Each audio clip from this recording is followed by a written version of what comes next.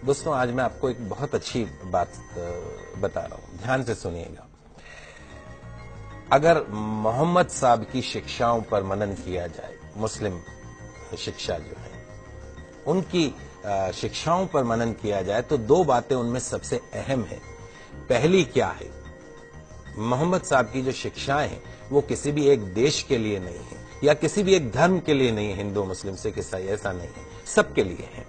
और दूसरी जो उनकी शिक्षाएं हैं, आज से 1500 साल पहले जितनी प्रासंगिक थी आज भी उतनी है। जीवन का कोई ऐसा पहलू नहीं जिसे बेहतर बनाने, अच्छाई को स्वीकार करने के लिए मोहम्मद साहब ने कोई संदेश न दिया हो। उनके संदेशों को गलत अर्थों में ले लें वो अलग बात है। उनकी जो बातें हैं वो इंसानों को सच की राह दिखाती हैं। अर्थशास्त्र, इकोनॉमिक्स भले ही ब्याज को मूलधन का किराया, शुल्क या कुछ और माने, लेकिन जो इस्लाम धर्म में ब्याज को ममनू माना गया, अनुचित माना गया है। इस्लाम के मुताबिक ब्याज एक ऐसी व्यवस्था है जो अमीर को और अमीर बनाती है और गरीब को और गरीब बनाती है। इस प्रकार ये एक शोषण का जरिया है। पवित्र कुरान स्पष्ट रूप से ब्याज को वर्जित मानती है।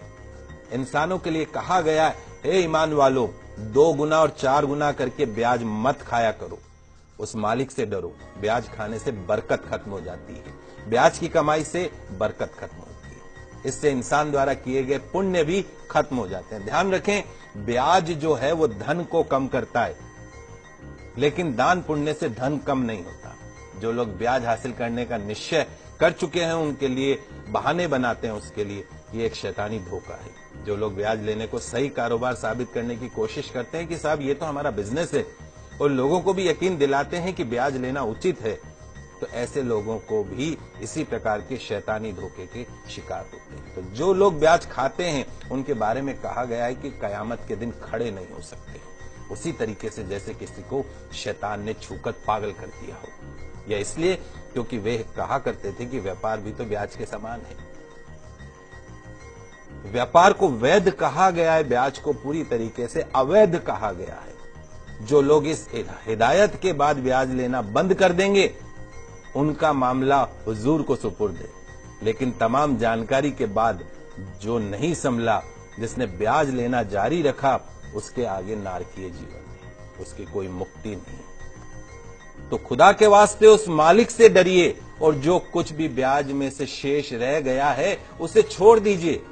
यदि तुम सच्चे दिल से ईमान रखते हो, ना तुम खुद जुल्म करो और ना तुम पर जुल्म किया जाए।